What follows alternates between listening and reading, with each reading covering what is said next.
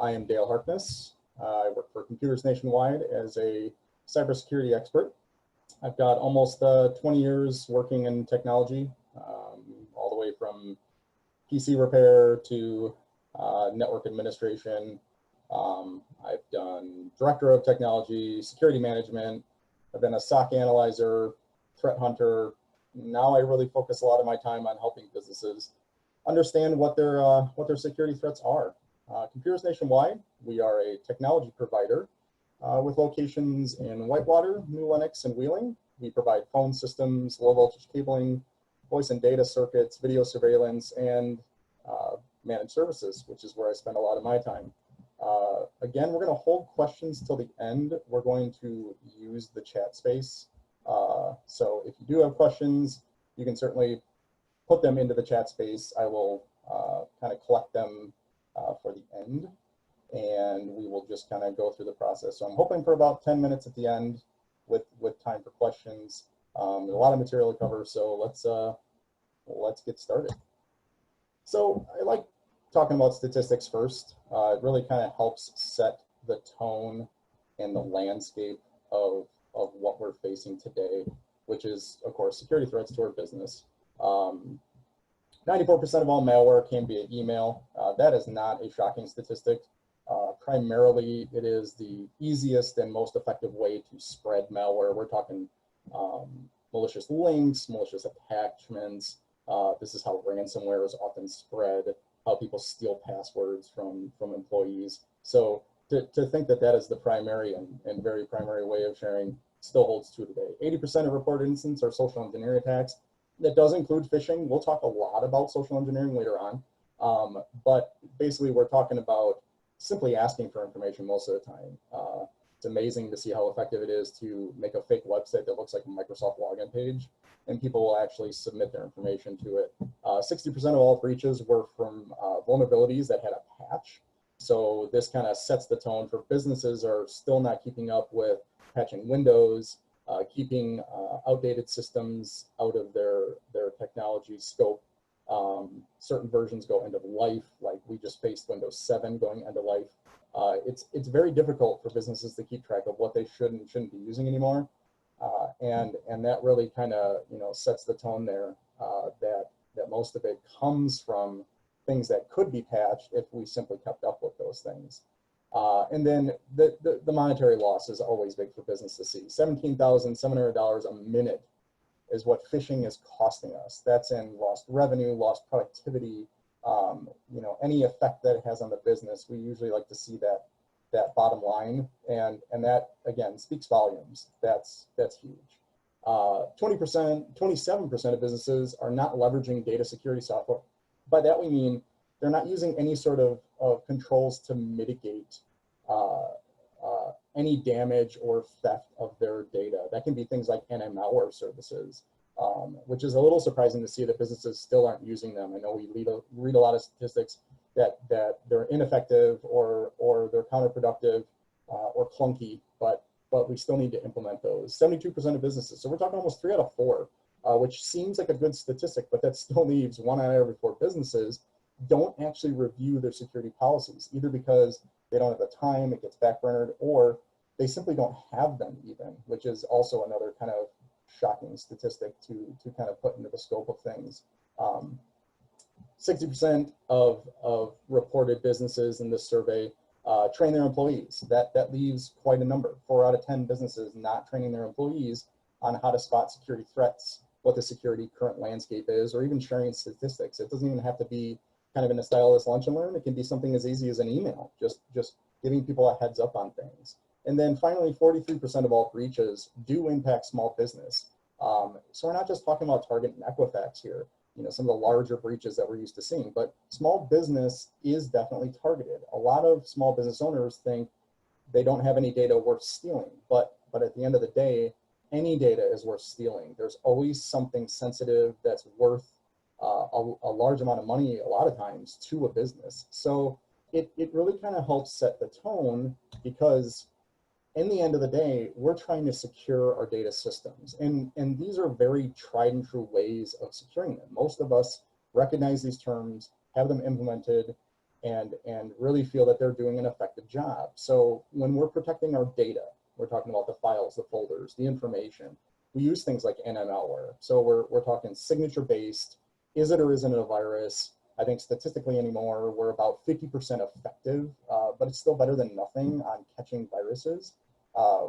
And really what it comes down to is things like semantics, things like webroot, we still need them and we still use them. Firewalls, content filters, we're talking block this, don't block that. They usually sit at the edge of our network, kind of where the internet comes in and out. And we do things like blocking websites. We keep employees productive because we don't want them going on social media. So we implement these technologies. Intrusion detection systems, intrusion prevention systems, you know, these really flashy, you know, buzzwords that we see like SIMs. We're talking security information and event monitoring. Companies like Alien Vault and Splunk are known, and a lot of us buy these technologies and plug them in, and they spit out all sorts of fancy alerts about what they're blocking or what's being mitigated from a threat perspective. We put permissions on things. Again, we ask people to use passwords, strong passwords hopefully, to keep our data protected. We say who can access what data and who can't. For email, we know spam filters. We have spam filters in place for a reason. We're trying to block the unbelievable amount of junk messages that are flowing around the internet. We don't like them. You know, a lot of times they're false positives. They block things that they're not meant to block. You know, again, we definitely still employ them though. Junk mail settings, we use Outlook. We say block certain senders. We're used to saying right click, mark as spam, and then we forget about it. You know, we're bringing in these layered technologies. Physical locations, we're controlling access to our physical building. We're using cameras to keep tabs on areas of the building that are more sensitive and who's coming and going. We use door codes and key fobs to keep people away from even physical data, from physical assets that we don't want them to have access to. We follow compliance diligently. If you're processing credit cards, PCI should not be surprising the payment card industry. HIPAA, if you're healthcare or dealing with health records, you know this well through and through, or should. You know, SOX, Department of Defense, ISO, we're doing everything that is asked of us to protect our businesses. I like compliance. Compliance is very easy usually. It's black and white. Either do it or don't do it. There's not really a gray area. But at the end of the day, we still have breaches. We still see Equifax, we still see Target, we still see Home Depot. We still read in our local newspapers about local businesses having breaches, large vendors, even managed services companies like ourselves. You see breaches happen. And why? Why does it keep happening? We spend all this money on security. We don't get a return on investment. I hear this a lot when I'm working with businesses. They're spending a lot, but not seeing any bottom line margin return. Correct, you're not going to see it. Security costs money, and it's just not a black and white number to return an investment to your business. But we often overlook one key point. If I want to get in, if a hacker wants to get into a system, it's usually only a matter of time. Passwords can be cracked. Information can be found where you didn't know it existed. And they only have to be lucky one time. And we, as defending your networks, have to be right and on our toes 24/7. And it's almost a losing battle. And it almost causes a business to feel like there's no point since there's no guarantee. So why invest the time, why invest the money? Because what we're gonna learn today is that there are often just a lot of procedural and information that you just need to know to at least help you be more aware and layer in some better controls than what we're talking about. The tried and true firewalls and NML services that in the end are not enough. So let's talk about why breaches happen. Employees are the weakness. Plain and simple, I can put all the technology I want into your networks, and at the end of the day, it's going to be an employee who didn't know I shouldn't have shared information or didn't understand the policies and procedures, and he gave out information without fully understanding the extent of it. It often comes down to that employees don't like security controls. It inhibits them from getting their work done. So they ask businesses to turn them off or to loosen the restraints because it's just too clunky or too time consuming. They often take matters in their own hands. We're talking about when an employee decides, I don't like PCs. I'm a Mac person, and they use their Macintosh computer. Or we're even talking about when they don't like the file sharing program you're using. Maybe you're a Microsoft shop, but they're a Google person at heart, and they want to use Google Drive. They just want their job to be easy, and they want to use things that they know. They lack the training. We talk about training all the time, how important it is for businesses to know what the threats are, how to spot them, how to protect themselves. Employees lack that training. It takes time, it takes effort. They often don't know how to report a threat, how to stop a threat, because they're simply not told. And they also are unaware of the damage they can do. So I have access to a lot of stuff as an employee, but at the end of the day, do I really fathom the scope of what it is I have access to?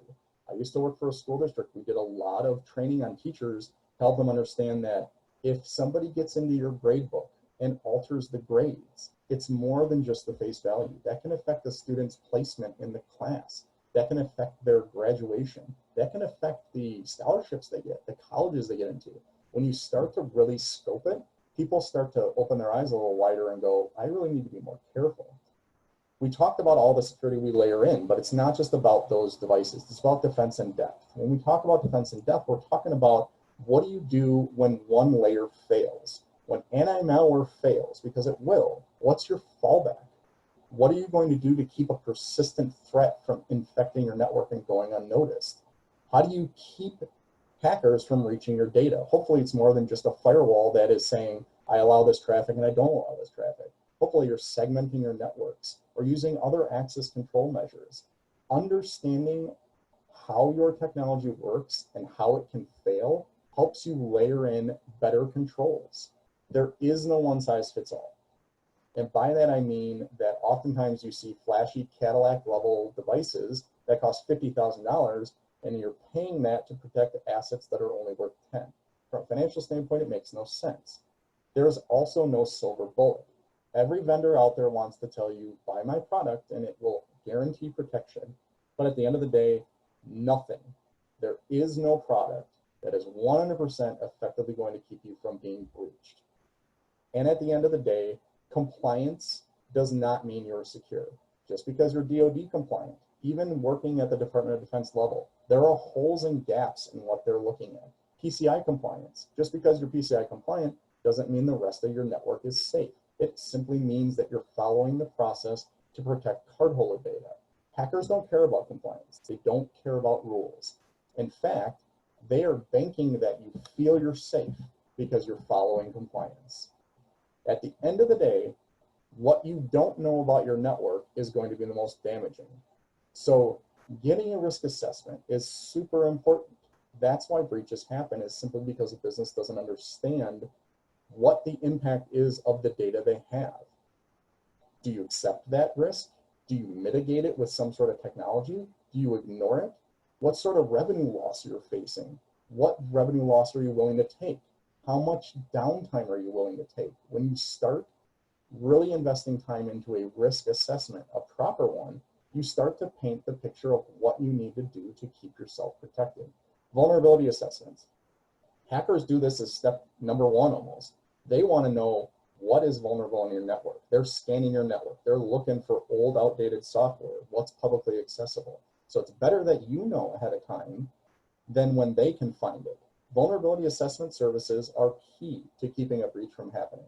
Knowing, again, what you need to patch, what you need to upgrade. We talked about Windows 7 being end of life. If you're still running Windows 7, when you have no plans to replace those machines, you're really going to have a bad time come up here when viruses and malware are written specifically for it. Pen testing. Let's not confuse pen testing with vulnerability assessments. It's often interchanged and it's really not the same thing. A vulnerability assessment is going to tell you what could be breached. A pen test is going to tell you what somebody actually breached. So that's the effort of, you might hear the terms red team, blue team, where red team are the guys attacking and blue team are the guys defending. I worked on a blue team. It was a lot of fun playing those capture the flag games. But really what it comes down to is, are you going to take the steps and measures to see, can you be breached? And oftentimes it's simply accepting that you're going to have a breach. Again, we talked about no end-all technologies. There is no silver bullet.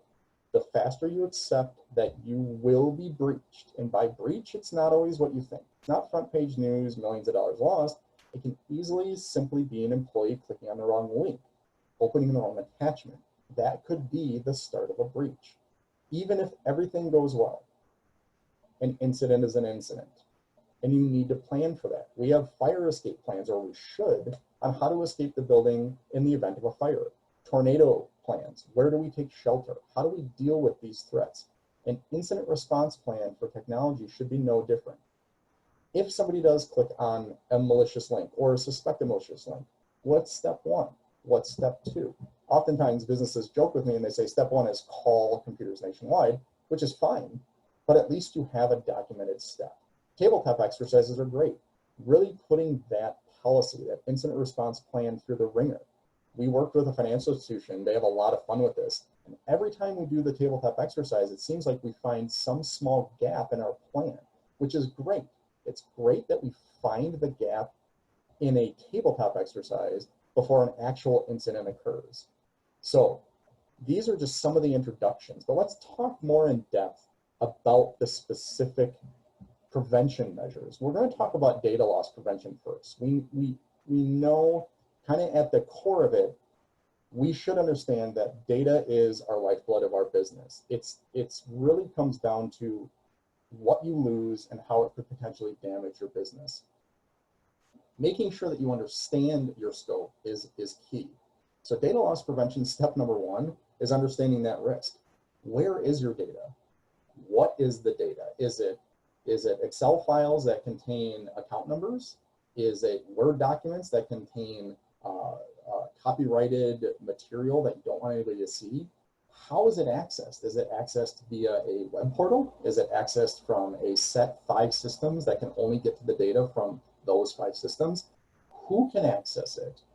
When you start really asking yourselves those questions, you really start to find out you don't necessarily know the answers right now. You have assumptions. I worked with a assisted living facility one time, and I sat down with their upper management and I started asking these questions. And it was interesting to see that of the 5 or 6 people at the table, I got 5 or 6 different answers for every question. And what was even more shocking was that every answer was technically correct. The data was everywhere. It was everywhere, and it was unprotected, and it was assumed protected, and it wasn't. So when you start really setting the tone and asking yourself, where is it, what is it, how is it accessed, you start to paint that better picture. It's a risk when you don't have proper security controls on that data too. And by security controls, we mean who has not just the access to it, but what rights do they have access to? Can I modify the data? Can I just read the data? Do I hopefully not have full access to it, which means if I have full access, I'm able to invite other people into that file, into that folder. I'm able to alter other people's, information. Hackers are often looking for that golden key user.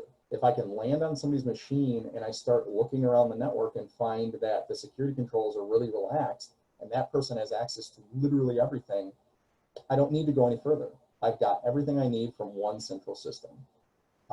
There are no usual preventative measures to keep data where it belongs. We are doing most of the time nothing at a business level to prevent data from moving.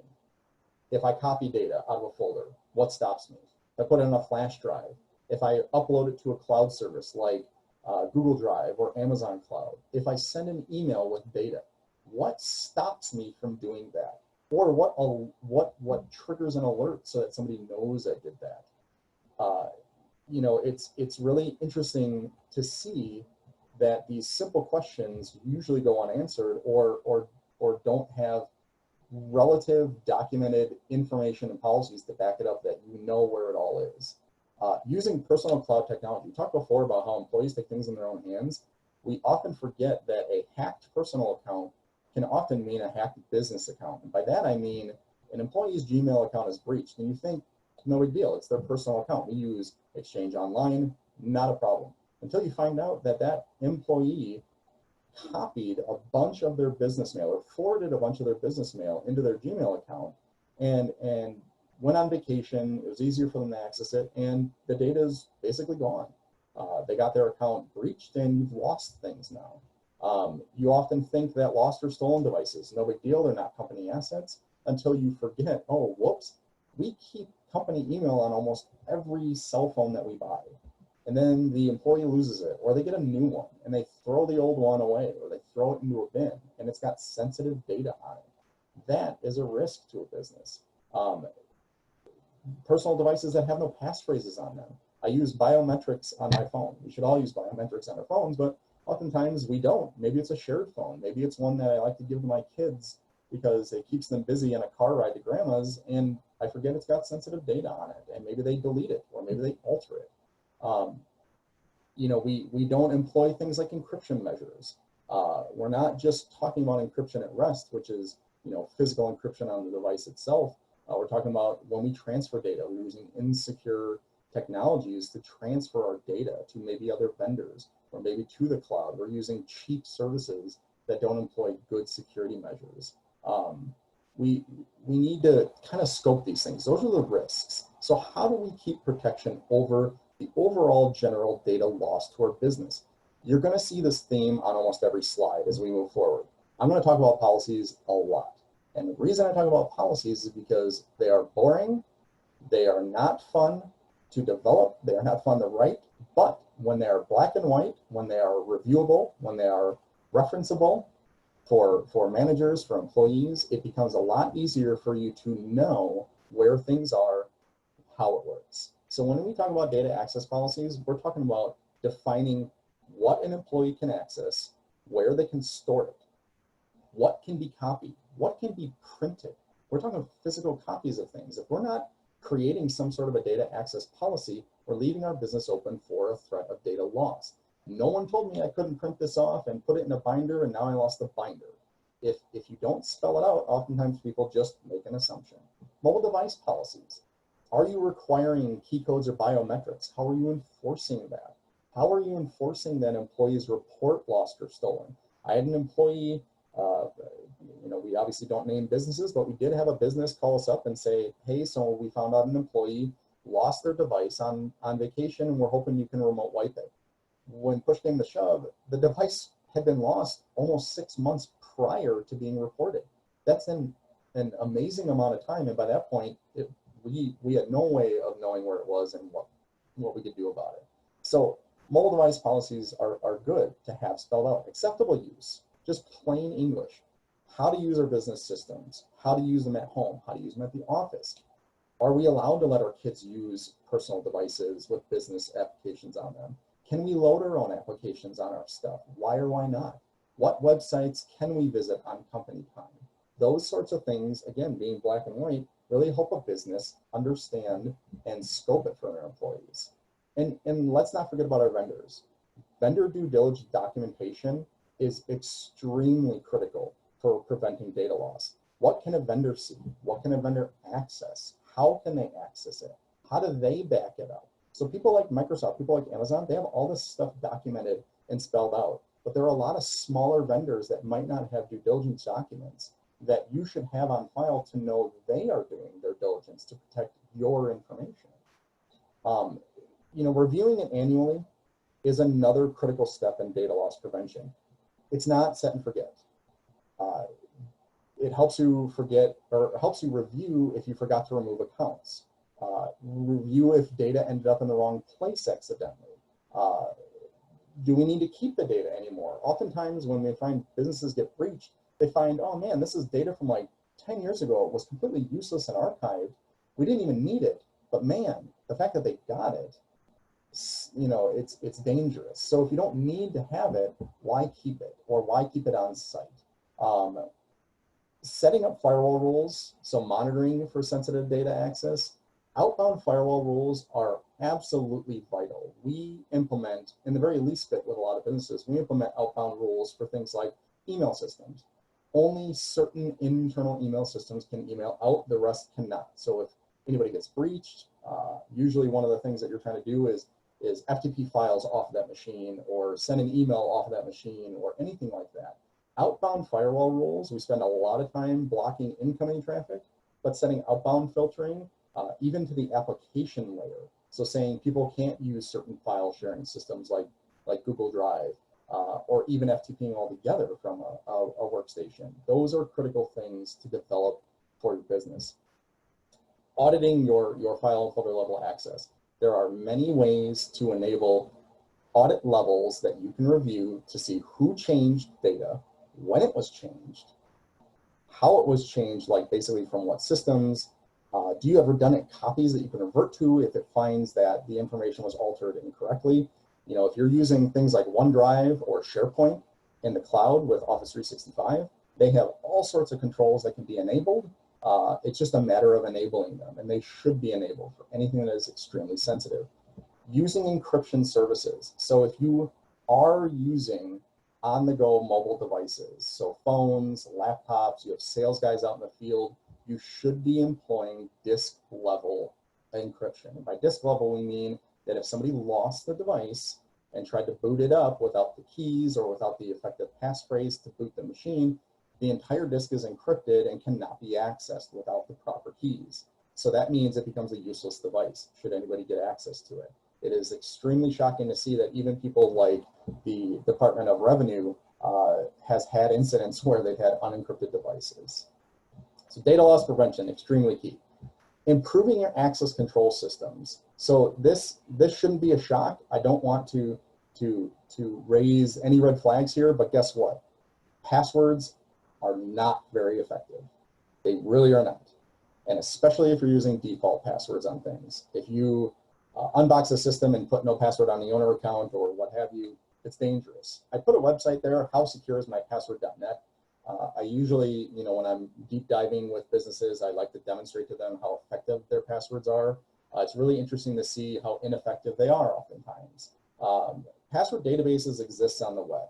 They are easy to access, they are untraceable, and they do things like reverse hash. By that it means even if the passphrases are encrypted, I can reverse the encryption, or I can reverse the hash and figure out what the passphrase is by using something called the rainbow table.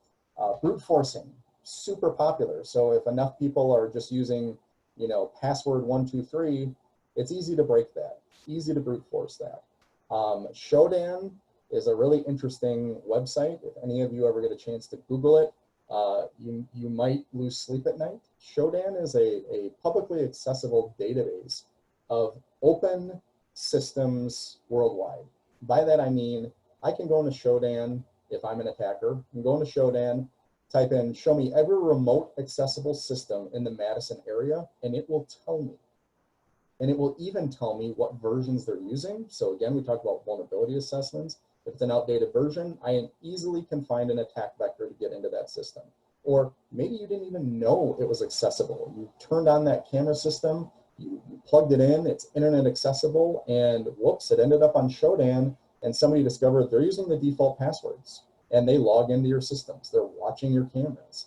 You know, the lack of proper password protection measures is shocking, simply because we oftentimes also use the same password for different systems. Hey, I get it. It's hard to remember passwords, and we like to use them for different systems. But the reason it's dangerous is if I use a password at Bob's TV Shack instead of Best Buy, which is a more reputable source, and Bob's TV Shack gets the password database stolen, somebody's going to immediately start trying it on Office 365 or on Google or on the countless systems that are popular and well known to see if it works on any of those systems. So it's very critical to not do that.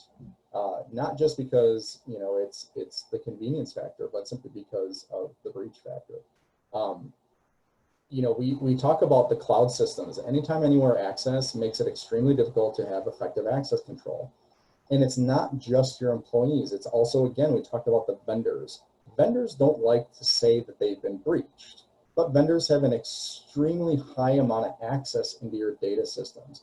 I work with vendors all the time and push back at them when they ask for access to databases, when they ask for remote 24/7 access to application systems, to be able to do maintenance. We push back and ask 1,001 questions. And even very recently, we've had vendors say, you're making our life more difficult, to which we've said, that's kind of our job. We don't want to make it easy, because if it's easy for vendors, it's easy for an attacker. So having direct access into your system is very dangerous, because if the vendor gets breached, then that hacker has access to not just you, but countless other systems. Oftentimes, again, we talked about putting audits on systems. When we don't have proper access control, we don't know when it's accessed, we don't know who's accessing it, and it's all just kind of up in the air. We're not employing the proper protection measures to keep systems protected. And it's not just the employees accessing the system. Again, we talked about vendors. There's been incidents where large vendors have updating tools. So the updating tool becomes the threat landscape for getting into the system. The access level that it has is full admin rights. So by popping that software, I get into the system with full admin rights. So business protection measures when it comes on to access control have to go beyond simple passwords to log into a machine, to log into a website. They have to go deeper. We often say passwords, and we want to encourage the word passphrase. The difference between a password and a passphrase is passwords are oftentimes more difficult. Or, gone are the days of talking about, the complex password, which is uppercase Q, lowercase y, 12 pound sign, lowercase m, uppercase TU, exclamation point. It's impossible, and it's ineffective. In fact, it is less secure than using something like, if you live here in Wisconsin, I love the Packers. I might have, I love the Packers 12, exclamation point. Put that into that website, howsecureismypassword.net. You'll find that it's light years more protective than any other password that you might use. But even here, we're talking about the policies to define that. So when we say passphrase requirement policies, we're talking about defining what's the complexity, what's the history, what are the requirements so that employees follow those requirements. We're talking about system implementation policies. So your tech departments, if you have them, or your vendors, are they implementing systems that are just open the box and plug them in, or are they changing those default passwords before they're put into the network production? Are they wiping the bloatware, as we like to call it, off of the system before it's introduced? So removing tools from Lenovo, removing tools from HP that don't need to be there, that become another part of the threat landscape. Are we implementing policies that, again, talk about the access rights and least privilege? The least privilege idea is critical for access control. It's really kind of opening up the access to only so much so that the employee can get their job done and no more. It is a long and daunting process. It usually meets with a lot of pushback from employees, but least privilege is an effective policy to have. Enabling multi-factor, so smarter access controls. Again, moving beyond passwords. I cannot begin to describe to you that if there is multi-factor enabled features, please turn them on. If you're using Office 365, if you're using any real modern system, it's probably going to have multi-factor. Google Mail has multi-factor. We're talking about having authenticator apps that you put on your phone that feed you that second code when you log in. So you log in with a passphrase. It says, great, I texted you a code. You often see that at banks. You should employ those on any system where it's applicable. Is it another layer that somebody has to maneuver? Absolutely, but it is effective at controlling access to systems. Restricting network access. Are you splitting things like your guest wireless from your production wireless?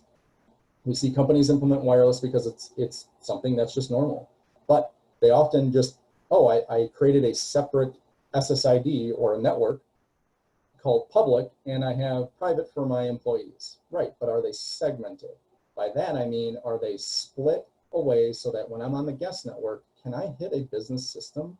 And often businesses return that they're unsure, and it really needs to be kind of thought out that those systems are segmented. Access control lists and IP-based filtering.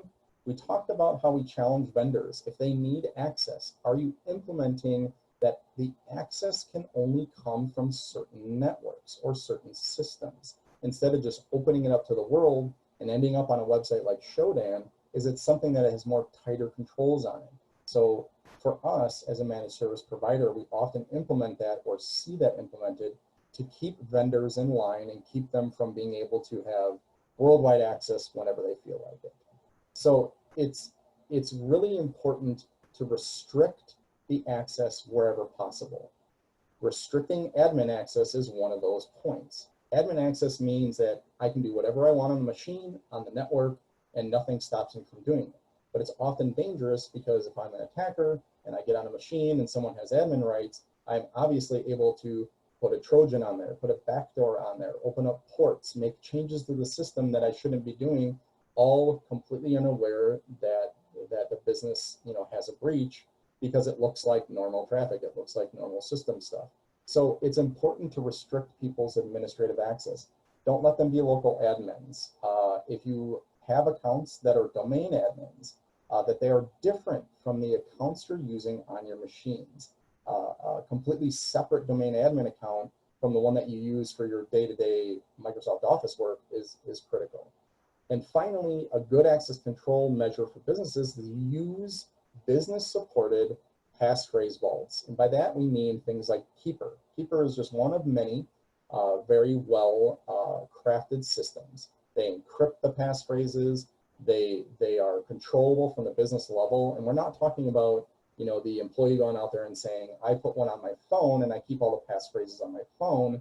That doesn't do a business any good, because if the employee walks away, or again, if they get their device stolen, potentially that product is not very well put together and all those sensitive passphrases are open. So have and supply a business-supported passphrase vault.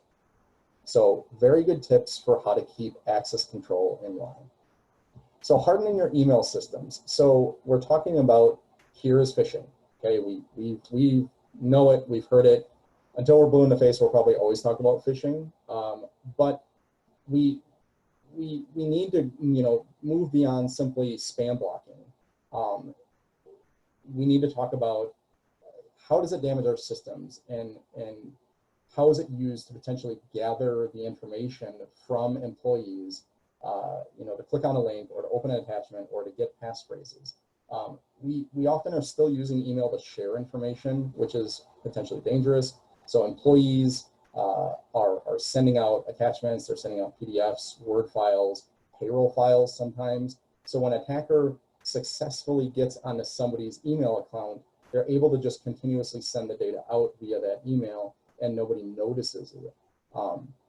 So employees need to just learn at the end of the day that it's not just safe because it ended up in your inbox. It's oftentimes a lot of false positives, and there are things that happen that allow one spam message through, and because it says invoice and I work in the payroll, the accounts payable department, it must be legit, and therefore I just click it and open it.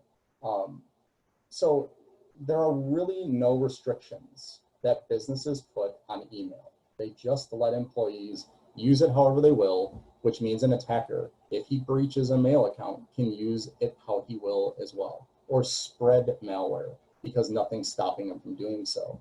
I have a separate video that we obviously aren't going to look at this time that just kind of deep dives really what a business can do to spot phishing attacks, which we'll talk about a little bit here. But we again revert to compliance to try to help us. And if you're HIPAA required, and if you have to follow those, there's encryption schemes in there for what you can send, what you can email, that if it contains healthcare data, that it has to be encrypted. But that doesn't mean that just because you don't have a compliance doesn't mean you shouldn't follow those same rules. Really kind of having a process and procedure is important, and that lack of a process is what makes hardening email very difficult for a business. So let's talk about those protection measures. Just like before, let's talk about policies. You should have some sort of a policy that has an expectation of business usage. And by that I mean, business email should not be for personal. I should not be using my business email to send a recipe to my grandma just because I can. I should not be able to send myself attachments from my email for my college course because I can.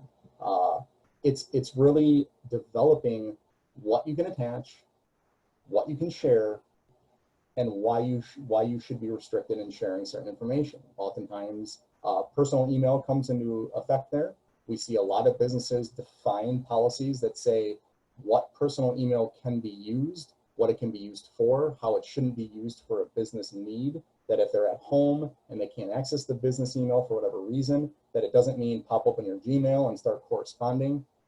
It's difficult to maneuver, but again, policies are important and effective at keeping a business protected. Employing mail protections. So we're getting techie here, but some of the terms that you should know and be aware of, SPF records, that's really at the end of the day, something that's a good defense measure. If you're not checking SPF records in your spam filtering, you're not basically coming down to checking that sender is actually the sending mail server that should be sending the mail. DKIM, it's kind of like a digital signature, almost like a policy, if you will, to verify that before the message even leaves the mail server, is it accurately for the internal business? Did it follow kind of the policy to actually leave the mail server? So some of these technologies are ultra important to have enabled. URL scanning. A lot of our customers use URL scanning, and by that I mean when I receive an email that has a URL in it, the first thing that happens when I click on it is it takes me to a different page where in the background it's checking that URL if it's malicious or where it's going to take me, which is kind of nice to have because it's another layer to protect me from getting scammed or getting phished. And attachment blocking. We talk about this with our customers all the time, and you should have them on your mail systems. Are you blocking executables? Are you blocking MSI files? Those are program installation files. They shouldn't be something that comes in an email. Are you blocking macros if possible? I know macros are important, but if possible and it's not a business need, block it. Script files. You see oftentimes that phishing attacks, they'll attach script files that drop into a PowerShell and do all sorts of interesting commands simply because I can attach it and you can get it. You should be blocking something. At the end of the day, a good protection measure to have attachment level blocking. Training. Just like policies, training is something we will repeat over and over and over again. We talked about how I have a separate video that kind of outlines the how to spot a phishing attack, but really one of the biggest protection measures that any employee can have is simply the hovering your mouse over a URL. You can see here this URL, it says this is the safesite.com, and that split second of me hovering my mouse over it will immediately tell me that that is not the site that I'm going to go to. The tooltips sometimes don't appear. There it goes. I will steal your password.hack is where this will take me. Obviously not the correct site, but just that action alone is volumes defendable for your mail systems. Reviewing, again, the expectations of mail usage. Review your policies with them, what they should and shouldn't be attaching, what's sensitive to the business, and that control alone really helps them. I encourage businesses to block personal email. If they're working, they shouldn't be using any mail system other than the supported one. We have seen businesses get malicious attachments from a weakened personal email system. There are countless of them out there. Gmail and Yahoo Mail are all popular, but even they get malicious stuff attached in them. And if you're using a spam filter, an effective one, you're probably not obviously blocking attachments that come through a personal one. So blocking them is really critical. Using mail encryption. If you have to send sensitive attachments and data, using an encryption service is critical. It not only encrypts the message, but we're talking about keeping the email from actually leaving the control of the business. Oftentimes these email encryption technologies send a link to the person you're sending it to, which then brings them back to kind of like a holding place where they can read the attachment, where they can read the email, but they cannot download it, they cannot forward it, they cannot print it even. And it keeps the sensitive information in your control. So hardening your email system, another effective method for businesses to keep themselves protected from breaches. Remote access. Nowadays, more than ever, everybody's accessing and working from home. And really, it's unavoidable. We're talking about the risks being, as we described before with Shodan, I should not be able to directly remote into any system on your network. I should not be able to go Port 3389 is the default port, and that's what I'm using, and pretty much any system is open to the world. That should not be a thing. But oftentimes it's the easiest way to give people remote access. So we employ it. We often lack proper VPN technology. So we encourage use of USB storage. Hey, just copy it to a USB flash drive, take it home with you and work on that project there. Great.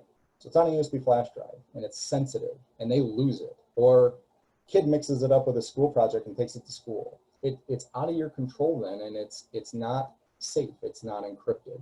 Laptops and mobile, we talked about how downloading information to a mobile device or having copies of it on a laptop, now once that device is stolen, the data is gone. It's not an effective way of having, quote, remote access just because I can work offline. Again, we'll talk about vendor access till we're blue in the face because we often overlook it. The vendors themselves, how are they getting into your network? Are you forcing them to use a proper supported VPN technology?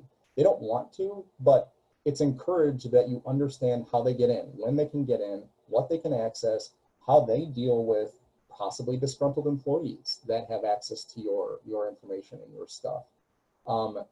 Security risks for businesses for remote access also include things like open networks. I often get asked, how do you deal with employees wanting to go to Starbucks or wanting to go to McDonald's and hop on the open Wi-Fi? Well, it's difficult because I understand that we need access to get to these cloud services, but in the same breath, if you've seen some of the videos I've seen online where people are using these Wi-Fi sniffers and intercepting tools to basically watch the open Wi-Fis, I'd say use your discretion, or at least have a defined policy on how you're dealing with employees using open networks. Public and shared systems. I forgot my laptop at work, but I still need to access sensitive documents and information.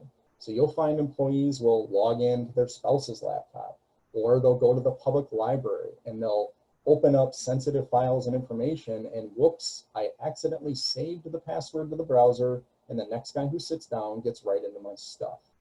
And again, back to using personal data sharing technologies. Remote access sometimes is simply me saying, well, my business doesn't have remote access, and that really frustrates me. So I'm just gonna dump everything into my OneDrive and my personal OneDrive, and I'm just gonna go home and work, and it's no big deal, right? Well, it really is an issue, because it's not just the data potentially, but what if the employee takes it upon themselves to download remote access software onto their machine at work? TeamViewer, people love TeamViewer, but at the end of the day, if I can remotely access that from my personal TeamViewer account, the business could potentially be breached if that account is breached. So just like before, have a policy. Your remote access policy should define a business-supported method of remote access, why you're using that technology, and what that means. That means defining, can they access public Wi-Fis? Do you or don't you? You have to have a policy that basically spells that out. What data access controls are in place? When you're using your own access, what is expected of you? Should you make sure that you log off? Do you have to make sure that you wipe or uninstall? Do you have to have some sort of a method of reporting that you used remote access at a certain time? Does an employee have a policy defined that they have to report strange access on their account? Anything like that. Multi-factor, we talked about multi-factor being one of the most effective processes for passphrases and access control. It's also very effective for VPNs, because if all I need to do is download a client on any machine to connect into your network, without that second factor, we're still at the mercy of a password being effective and getting me into the system, which we know probably isn't going to work very well. Are you as a business reviewing your access logs? You should. Look for anything that doesn't belong. If you're using like Office 365, you can literally see a map that shows you physical locations of where people logged in. I showed a business one time, did this person happen to go to Mexico on the same day he was working in the office? Because you got two logins here, and one that shows he's all the way across, halfway across the world here. Those logs are there for a reason and should be reviewed. Review with your employees. Look at the logs. Hey, did you go on the VPN last night? Did you go on at 2 in the morning? Did you mean to access that? Maybe create control methods that inhibit that. Access control only when necessary using supportive technologies doesn't have to be the traditional client-based either. There are technologies out there like direct access where if you don't want to leave it in the hands of your employees to turn on the VPN, you can always guarantee that the device, when it leaves your network, phones home. Then it's always in your network.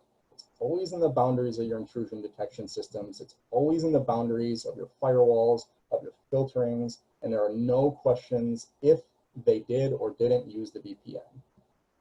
But you should have a control policy for those situations where bring your own device is necessary. Things like Intune. Intune is a great technology, and because people are using so much Office 365, you can enable policies so that the moment anybody logs in to a cloud-enabled account like that, that the device is checked against the policy. Does it meet the requirements? Does it have the proper anti-malware on it? Is it up to date on its patches? It forces applications on there so that you can monitor the device, so you can control the device, so that you can remote wipe the device. So remote access can be in your control. It simply just needs to be enabled. The last thing we'll talk about, we're running short on time, so we're definitely going to run a little bit longer, but that's okay. I think we're doing fine on progress here. The last topic we talked about social engineering, and this one's fun because it's not really technical, which is why it's often overlooked. When we talk about social engineering, we're talking about kind of the preying on the human element. So it's a lot, the kind of the fallback is to say it's easier to ask than it is to break in, and it's true. If I don't have to break a password, if I don't have to use sophisticated technologies, if all I have to do is send an email and say, hey, what's your password? And you tell me, all right, I'm in your system. So it's kind of one of those that is often overlooked because how do you protect against it? Well, why it's a problem is because of the human nature. A lot of our businesses have to do with helping customers, right? Or members. If they ask for help, we want to give it to them because it's our job. We don't want to make a process more difficult for them because maybe they'll go somewhere else. Because if I ask for help and you don't help me, I might take my business elsewhere. If we're looking troubled or lost, we often want to help out a person who looks like that. So if I'm a lost messenger and I'm looking for a certain person in this very large sprawling building, are you simply just going to let me walk around just because I look lost, or are you going to ask any questions? We don't want to look foolish. So oftentimes, when it comes down to the risk, it's simply because if I act important or I act like it's time sensitive, we don't want to be that person that held up the show because I asked questions. So we let people skirt by even though we know we probably shouldn't. And in the end, authority always speaks volumes. If I say that I'm a CEO of a company and I demand that you give me information, you're probably going to give it to me simply because I said to give it to me.